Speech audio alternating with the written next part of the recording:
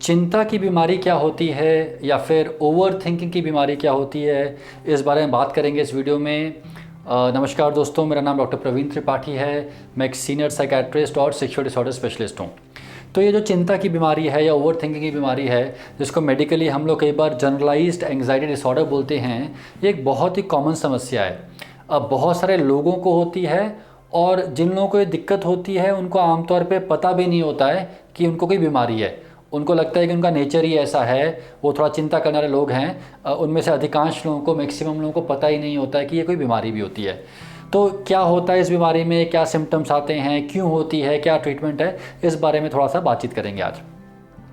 तो जिन लोगों को ये दिक्कत है, जिन लोगों को जीएडी है या जनरलाइज एंग्जाइटी डिसऑर्डर है, उनकी जो मेन प्रॉब्लम है उसको हम मेडिकली बोलते हैं पैथोलॉजिकल वरी।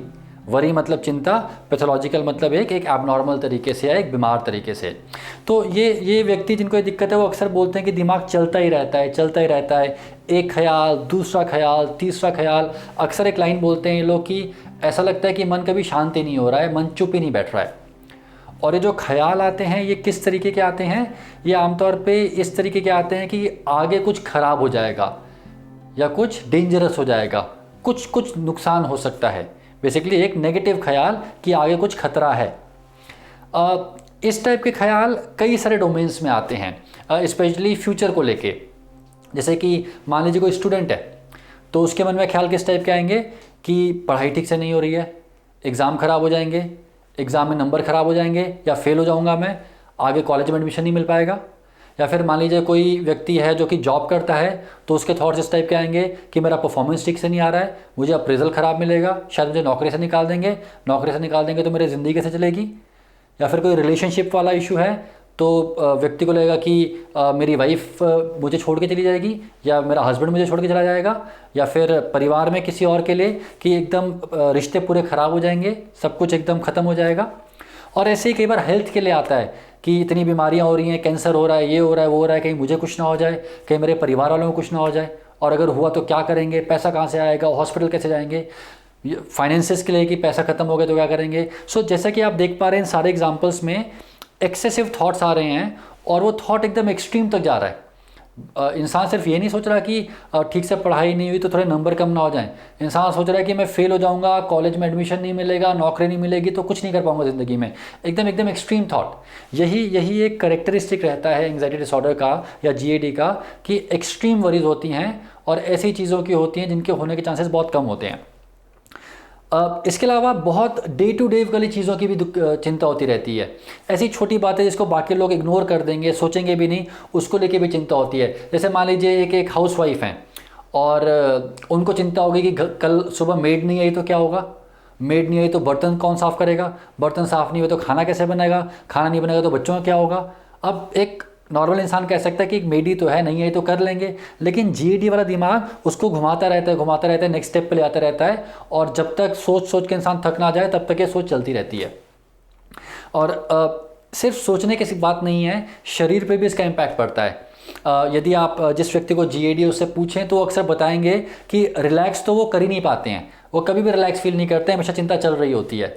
अक्सर ये लोग बताते हैं कि ये लोग हमेशा थका फील करते हैं, कुछ छोटा सा काम करके भी थकान हो जाती है। अगर ये किसी चीज़ में कॉन्सेंट्रेट करने का प्रयास करते हैं तो कॉन्सेंट्रेशन नहीं बन पाता, ध्यान यहाँ वहाँ भटकता रहता है।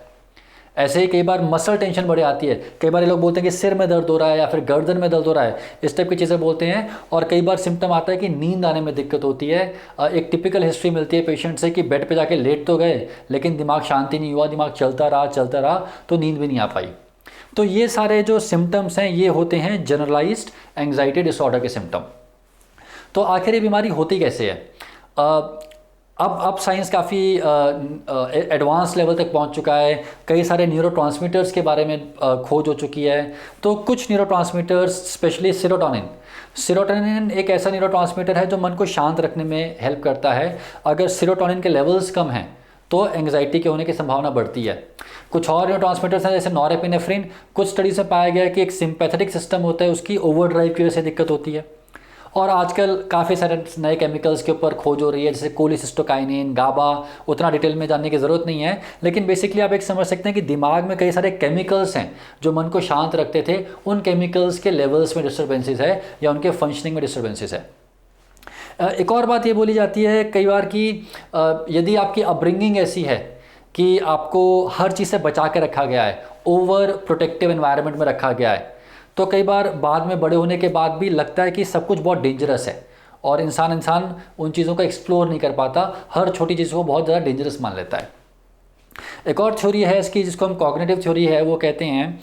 कॉग्निटिव थ्योरी ये कहती है कि जीएडी में व्यक्ति डेंजरस सिचुएशंस को ओवर एस्टिमेट करता है और उसके इंटेंसिटी को भी ओवर एस्टिमेट करता है। मतलब ये कि मान लीजिए एक यंग फीमेल हैं 28 साल की या 30 साल की, और वो एक जॉब कर रही हैं और उनके मन में एक थॉट आया कि वो अपने बॉस से 2 दिन के लिए छुट्टी मांग लें क्योंकि उनको कुछ पर्सनल काम है। अब अगर उनको जीडी है तो उनका दिमाग उनको बोलेगा कि अगर मैं बॉस से छुट्टी मांगने गई तो कहीं बॉस बुरा ना मान जाए, बॉस बुरा मान गए तो कहीं सबके सामने मेरी बेइज्जती ना कर दें, और बेइज्जती के अलावा कहीं मुझे जॉब से निकाल ही ना दें। तो ये जो आउटकम है इंसल्ट होने का या फिर जॉब से निकाले जाने का, इसके चांसेस बहुत कम है।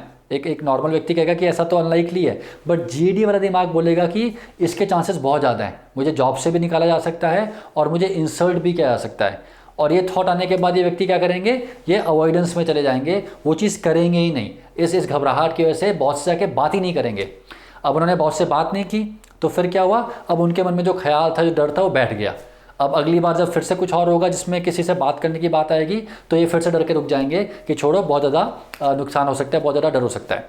अगर इसी व्यक्ति ने जाके सही में बॉस से 2 मिनट बात कर ली होती कि मुझे छुट्टी चाहिए, क्या कर सकते हैं, तो शायद बॉस का जवाब आ गया होता कि हाँ चले जाइए या फिर किसी और को काम देके चले जाइए।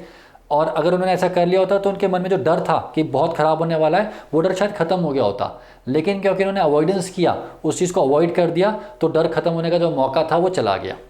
तो जो कॉग्निटिव थ्योरी है वो यही कहती है कि एक्सट्रीम सिचुएशन या एक्सट्रीम कॉन्सिक्वेंसेस के बारे में दिमाग सोचता है और फिर अवॉइडेंस करता है और वो ख्याल बना रह जाता है। तो अब बात करते हैं ट्रीटमेंट की।